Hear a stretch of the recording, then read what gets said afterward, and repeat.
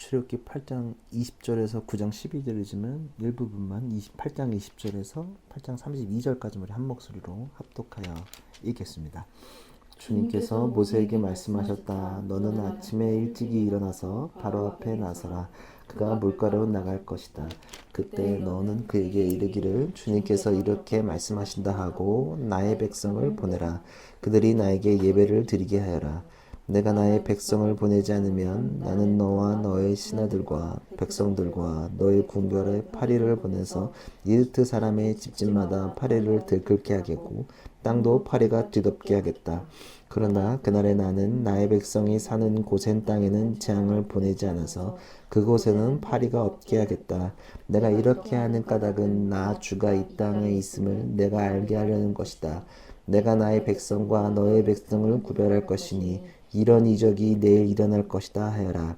주님께서 말씀하신 대로 하시니 파리가 무수히 바로의 궁궐과 그 신하의 집과 이집트 온 땅에 날아들었고 그 땅이 파리 때문에 폐허가 되었다. 바로가 모세와 아론을 불러들여서 말씀하였다. 이제 너희는 가되 이 땅 안에서 너희 하나님께 제사를 드려라.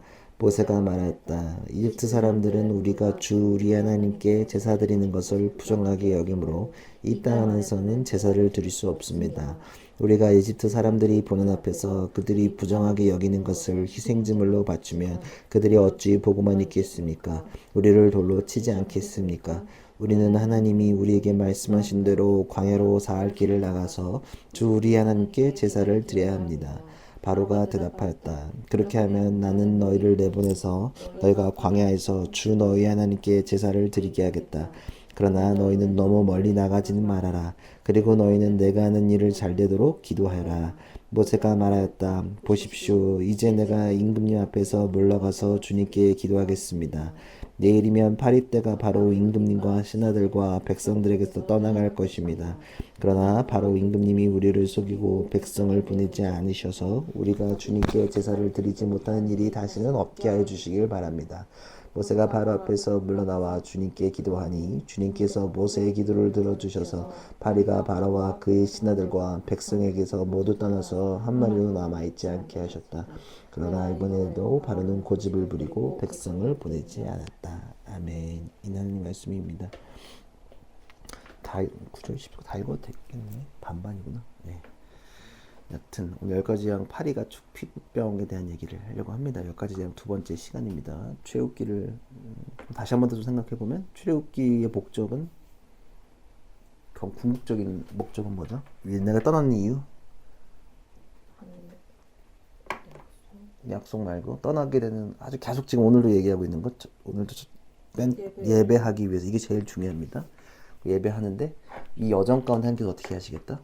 이스라엘과 동행하시겠다 계속 말씀하셨고 그리고 행하라 그 안에는 내가 하는 일을 보아라 라는 것도 담겨져 있다고 얘기합니다. 이 세 가지는 꼭 기억하시면 계속 물어볼 거예요. 이건 계속 기억하십시오. 그리고 두 번째 제가 얘기했듯이 10가지 재앙은 3, 하나로 구분할 수 있다. A, B, C 그룹 마지막에는 장자의 죽음, 유월절 여제는 구분되어 있다라고 말씀드렸습니다. 저번 주에 A 그룹 끝났고요. 그리고 오늘은 파리, 가축, 피부병, B그룹, 인적으로 B라고 부릅니다. B그룹 얘기를 하려고 합니다. 그리고 이 그룹 하나마다 루틴이 있다라고 얘기를 드립니다. 이 루틴은 변함없이 동일하게 이어집니다. 아침에 바로를 반드시 만납니다. 그리고 하나님께 예배함을 강조합니다. 그리고 재앙의 예고 및 시련이 일어납니다. 그리고 바로가 부탁합니다. 떠나게 해달라고. 그리고 또 다시 완악한 모습. 그리고 두 번째 재앙의 예고 시련. 그리고 세 번째 재앙은 재앙만 소개되는 모습이 반복됩니다. 오늘도 여전히 동일합니다. 오늘 파리 재앙도 아침에 바로를 만남으로 시작됩니다. 20절에서 21절 주님께서 모세에게 말씀하셨다. 너는 아침 일찍 일어나서 바로 앞에 나가서라. 그가 물가로 나갈 것이다. 그때 너는 그에게 이르기를 주님께서 이렇게 말씀하신다 하고 나의 백성을 보내라. 그들이 나에게 예배드리게 하여라. 내가 나의 백성을 보내지 않으면 나는 너와 너의 신하들과 백성들과 너의 궁궐에 파리를 보내서 이트 사람의 집집마다 파리가 들끓게 하고 땅도 파리가 뒤덮게 하겠다. 자, 물고기가 썩고 있기 때문에 분명 파리가 있었겠죠. 그쵸?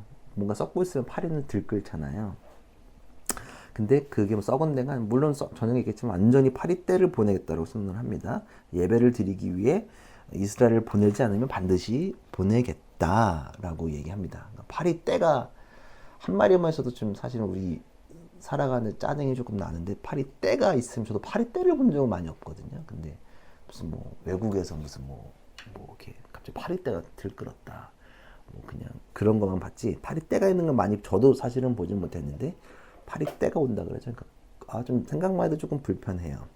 근데 좀 여기서는 보면 앞에 루틴 3개랑 똑같을 수도 있지만 좀 특별한 게 있어요. 여기서는 특별한 게 22절, 23절입니다. 이게 되게 중요한데 이게 여기 아마 요 파리 재앙의 포인트입니다.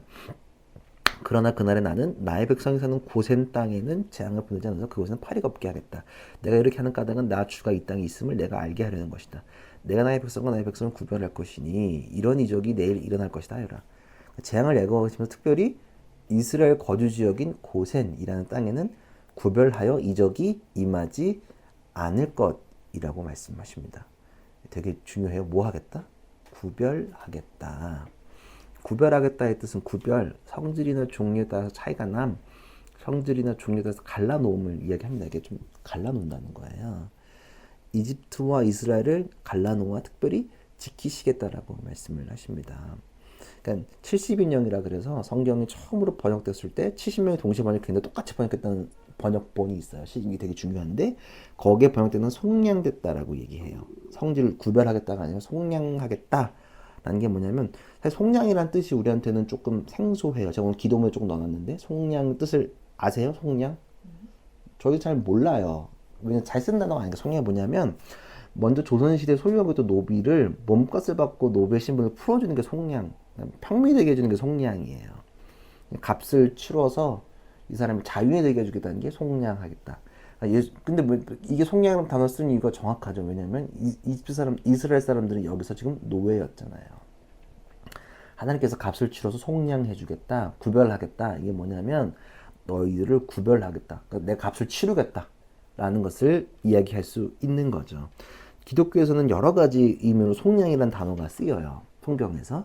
먼저 몸값을 받고 죄인을 풀어 자유되게 하는 것. 먼저 우리가 알고 있는 그 속량. 그리고 이스라엘 백성을 애국에서 건져주신 하나님의 구속행위를 속량했다라고 얘기도 하고요. 채무로 종이 된 형제를 대신에 값을 치르고 해결하는 것. 내 형제가 채무가 너무 심해서 내가 값을 치러서 이 사람을 좀 구해주는 것도 속량했다고 해줘요. 그리고 이것도 또 형제가 저당 잡혀 땅을 찾아주는 거, 돈 주고 땅을 사주는 거 속량해줬다. 그리고 후사가 없이 죽은 형제, 그러니까 아들이 없어서 죽은 형제의 대를 이어주는 행위. 이게 이해되죠? 그러니까 만약에 내 동생이 아들이 없어 죽었어. 그러면 그 내 동생의 와이프를 내가 와이프로 받아들여서 대를 이어서 아이를 갖게 해주는 것도 이거 속량해줬다. 룻기에 나와 있고요. 그리고 예수 그리스도가 인류의 죄를 용서하기 위해 십자가를 지신 예수 그리스도의 구원 행위를 속량했다라고 해요. 그래서 찬송가 가사 속에도 있어요. 저는 어렸을 때 기억이 좀 있어서 떠올랐는데 십자가 군병되어서라는 찬양이 있어요. 근데 우리는 찬송가를 잘 안 불러서 찬송가 부르면 이제 십자가 군병되어서 예수를 따를 때 무서워하는 마음으로 주 오른 채 할까? 이거 안 들어보셨어요? 나의 주 그리스도 나를 속량했으니 그 십자가를 벗은 후 저 멸류관. 찬송가를 이제 20대 때부터 신앙생활을 한 우리 저기한테는 이게 모를 텐데 찬송가 우리가 잘 안 불러서 가끔 불러야겠어. 근데 찬송가 보면 옛날 단어들이 좀 있어요. 한문 한어 단어들 옛날 단어들이 많이 남아 있는데 그 속량했다는 뜻이 담겨져 있습니다. 그러니까 흐름을 보면 속량했다, 구별하겠다, 차려주겠다. 근데 이거 다시 좀 원어를 보면 구별 차이 히브리어는 페두르라는 단어를 써요. 이 단어에는 구원이라는 뜻도 담겨져 있습니다. 그러니까 구별하겠다. 이게 뭐냐? 속량하겠다. 그리고 구원하겠다는 하나님의 선언이 담겨져 있는 거예요. 너희들 특별하게 구별했다. 313을 구별했다. 다른 교회랑 구별하는 게 아니란 말이에요. 새 생각 구별하겠다. 그러면 그 구별하겠다는 뜻이 뭐겠다? 너희를 속량하겠다. 구원하겠다. 라는 뜻이 담겨져 있다는 거죠. 그러니까 구별하여 구원하겠다라는 뜻이 담겨져 있는 겁니다. 고센 땅에 거주하고 있는 이스라엘만 구분하겠다는 것입니다. 고센은 가나안에서 애굽으로 이주해온 야곱 식구들이 목축하며 살고자 자리 잡은 곳입니다. 왜 야곱이 일로 이주했죠? 이거 아셔야 됩니다. 몇 번 강조했습니다. 왜 야곱이 이쪽으로 이주했죠? 빨리 기억을 더듬어 보세요. 족보를 읊어드릴게요. 아브라함, 이삭, 야곱, 요셉으로 이어지는데 왜 야곱이 일로 왔죠? 도망갔어 야곱이? 장자이죠. 대신. 아닌데 왜 이주했죠? 기억 빨리 하세요. 모세 앞에 누가 있었죠? 족보. 이거 모르면 안 됩니다. 이건 좀 혼나야 돼요. 모세 앞에 누구죠? 아브라함. 족보 다시. 맨 처음 족보 누구예요? 아브라함. 족보로 봤을 때 오케이. 아담하. 그다음에 아브라함. 그 다음에 누구야? 이삭. 그다음 누구야? 야곱. 그다음 누구로 이어져? 모세. 모세로 이어지나? 누가 하나 빠졌는데? 요셉. 그다음에 모세야. 그럼 야곱이 여기 중간에 있네. 요셉 그 전에 있네. 왜 야곱이 왜 일로 왔어? 빨리 성경을 기억해 보세요. 왜 왔지 야곱이? 뭐 씨름을 하고. 아니 이걸 모르면 어떡해. 더 헷갈려. 그걸 왜 못해? 이스라엘 사람들 여기 왜 왔어 지금 애굽에? 누구 때문에 이 씨앗이 번성된 거야 와가지고는? 요셉이 불렀잖아. 기근 때문에 7년 기근 고센 땅으로 국무총리 때 아버지 오라 그랬잖아. 여기 오면 곡식이 많다고. 7년 흉경 때 다 이주했잖아요. 처음에는 뭐 이거 여러분들이 자꾸 놓치면 안 돼요. 이거 무슨 시험도 아니고 평생 붙들어야 될 알아야 될 내용을 모르면 이건 진짜 안 되는 거야. 이거 출애굽기 얘기하면서 요셉 얘기를 그렇게 했는데 요셉 때 이주했다고. 이거 잊으시면 안 돼요. 그러니까 성경이 잘 안 보이는 거야. 이런 거 자꾸 놓치니까. 이거 기본적인 걸 알아야 골자가 맞아지지. 그렇잖아. 그럼 고센 땅은 어떻게 된 거야? 다시 정리해 보면 요셉이 국무총리 때 형제들을 다 초대했잖아. 여기 곡식만 이주했잖아. 거기 흉년 들어가지고. 야곱이 어디에 그러면 이주하면서 어디에 자리를 잡았냐? 고센 땅에 자리를 잡은 거예요. 이주를 한 거예요. 아시겠죠? 이거 잊으시면 안 돼요. 그 앞에서 초반에도 얘기했어요. 모세 얘기하면서. 그래서 그 아브라함 족보 얘기하면서 요셉 때 이주해서 여기서 씨앗이 60만 명이 됐다. 한 가족이 12명의 아들이 이렇게 됐다라고 얘기를 드렸죠. 절대 잊어서는 안 되고 이거는 진짜 안 됩니다. 이거 모르면은 자꾸 그러면 성경이 헷갈려. 절대 잊지 마십시오. 자, 그러면 고센 땅에 자리 잡은 이유를 좀 보면, 자, 유대 사람들은 뭘 하죠? 보통 어떤 일을 많이 하죠?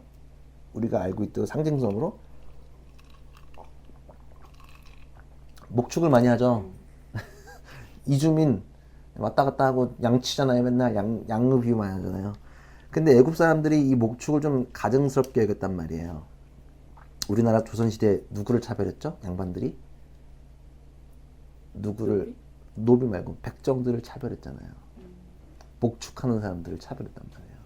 그거 고기를 그렇게 먹으면서 소고기국을 그렇게 먹으면 차별했단 말이에요. 그러니까 천대받던 거 사람들이 안 하니까 거기 많이 고센 땅에 목축을 하면서 있었던 거죠. 근데 이집트 사람들이 보기엔 천대받고 이거 뭐 약간 그런 사람들 사는 이스라엘 사람들 사는 그곳은 특별하게 구별되고 구원되는 곳으로 바뀌고 있다는 사실을 여러분들이 좀 보셔야 되는 거예요. 하나님은 주의 백성들을 구별하세요. 우리도 동일합니다. 하나님의 백성은 예배적 삶을 살아가려고 선언하는 사람들입니다. 이런 사람들 하나님께서 하나님이 보호하시고 구별에 사로잡혀 있음을 여러분들이 기억해야 합니다. 아멘이시죠? 예배적 삶을 살아가려고 하는 사람들, 믿음으로 살아가는 그 주의 백성들은 누구나 하나님의 보호하신 것 구별됨에 사로잡혀 있다는 걸 기억하셔야 해요. 그 고센 땅, 이거 되게 중요한 거라서 제가 좀 뭐라 한 겁니다. 이거 잊으시면 안 돼요. 그리고 바로는 말을 듣지 않고 재앙은 또 말 징그럽게 안 듣죠? 10번 다 안 들 거니까. 주님께서 24절에 주님께서 말씀대로 하시니 파리가 무수히 바로의 궁궐과 그 신하의 집과 이집트 온 땅에 날아들었고 그 땅이 파리 때문에 폐허가 되었다. 폐허가 되었다는 표현은 처음 등장해요. 예, 폐허가 된 이유는 예배를 위한 여정을 거절한 바로 때문이에요. 여전히 지도자의 문제 때문에 백성들이 고생하고 있음을 볼 수 있습니다. 그리고 바로는 모세와 아론에게 협상을 시도해요. 협상해야지 또 힘들어 죽겠으니까. 25, 27 그러나 바로가 모세와 아론을 불러들여 말하였다. 이제 너희는 가되 이 땅 안에 너희 하나님께 제사를 드려라. 나가지 마라. 모세가 말하였다. 이 두 사람들은 우리 하나님께 제사 드리는 것을 부정하게 여김으로 이 땅 안에서는 제사를 드릴 수 없습니다. 우리가 이집트 사람들이 보는 앞에서 그들이 부정하게 여기는 것을 희생제물로 바치면 그들이 어찌 보고만 있겠습니까? 우리를 돌로 치지 않겠습니까? 우리는 하나님이 우리에게 말씀하신 대로 광야로 사흘 길을 나서 주 우리 하나님께 제사를 드려야 드려야 합니다. 자, 떠나지는 말고 이 땅에 남아서 제사 예배 드려. 나가지 마 라고 얘기하는 거죠. 근데 모세는 거절해요. 왜? 애굽의 시선으로는 너네가 봤을 때 우리가 드리는 건 부정하게 볼 거잖아. 그럼 니네 우리 가만히 두겠어? 공격할 거잖아. 그러니까 그렇게 할 수 없어. 신변의 위협을 느낀다고 얘기하는 거예요. 여기서는 드릴 수 없으니까 우리는 떠나야 합니다.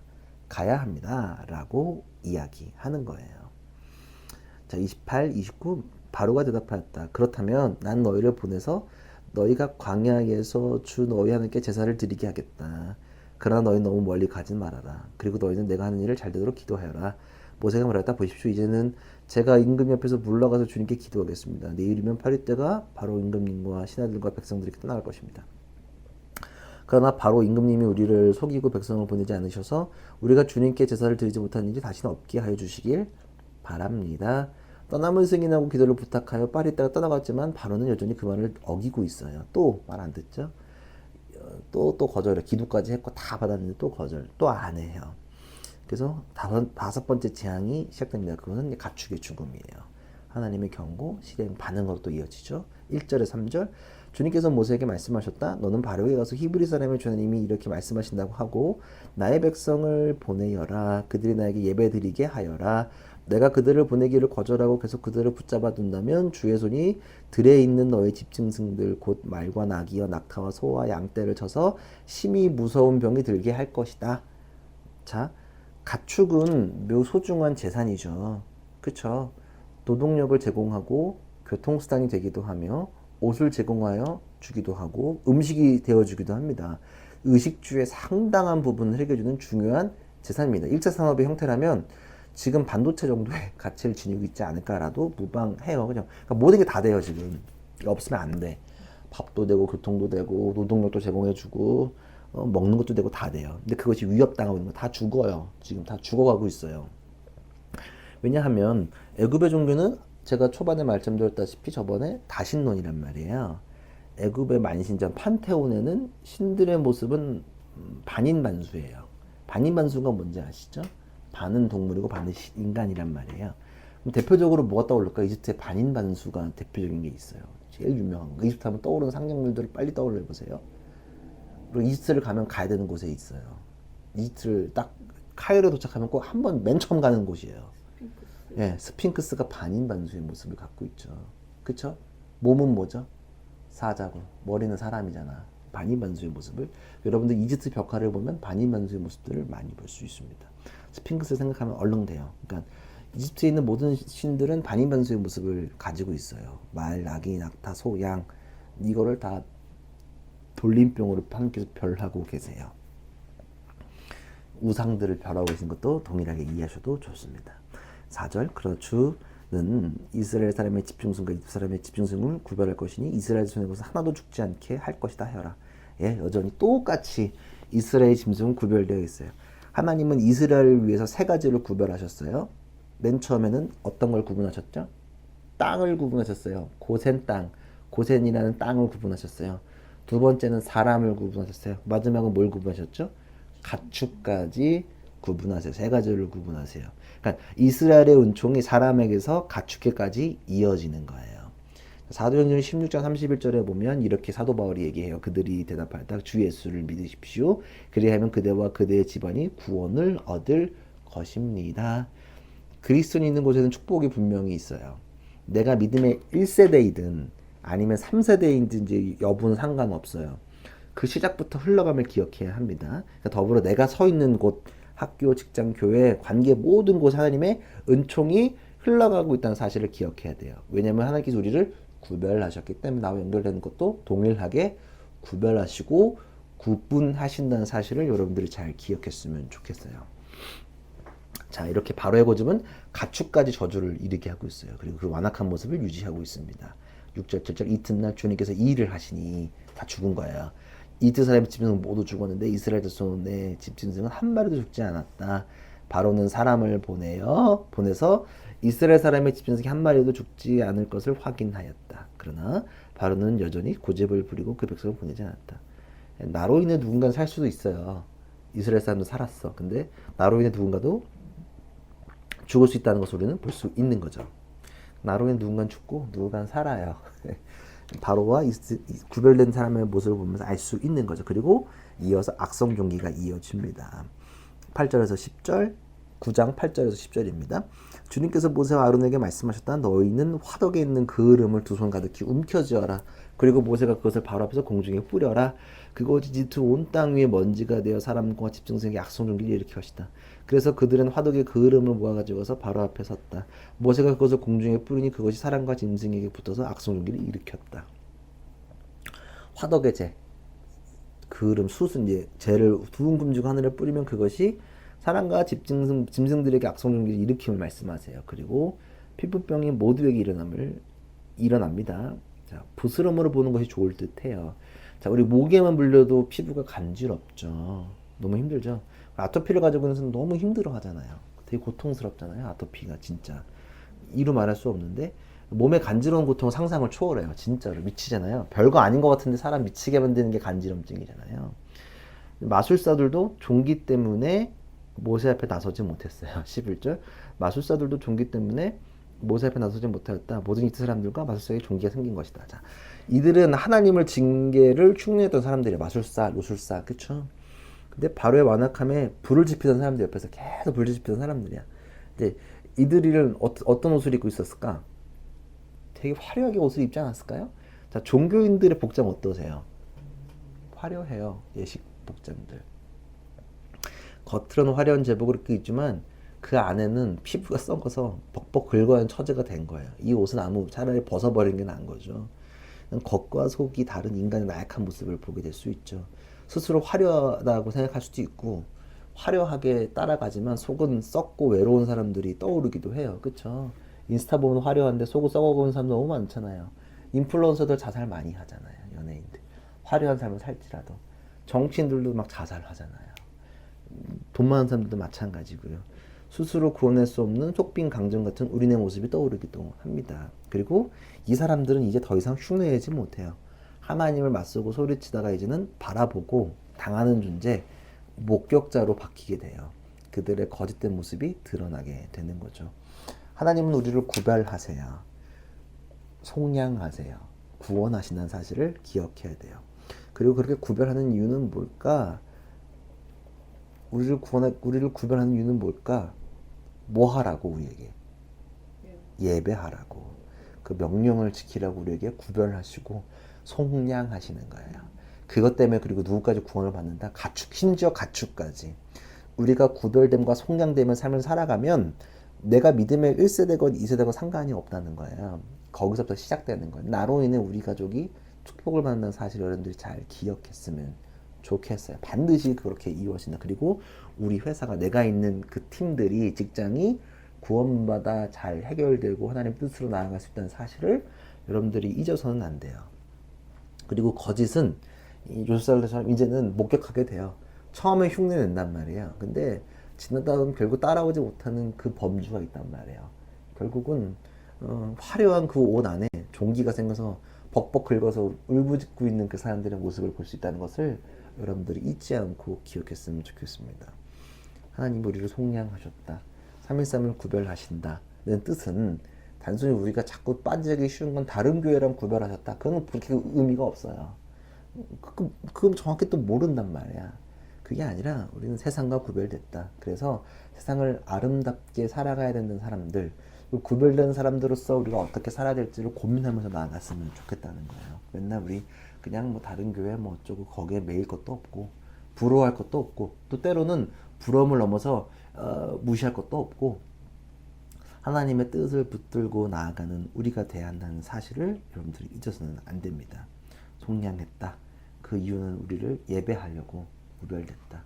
그 남들이 보기엔 고센 땅은 목축이나 하는 별로 안 좋은 땅이거든. 근데 그곳은 특별하게 구분하신다는 그 사실을 여러분들의 삶과 직장 모든 것들을 아주 허접하게 볼지라도 하나님께서는 구별하시고 나아간다는 사실을 여러분들이 기억했으면 좋겠습니다. 이렇게 기도하며 줄게 나아갑시다.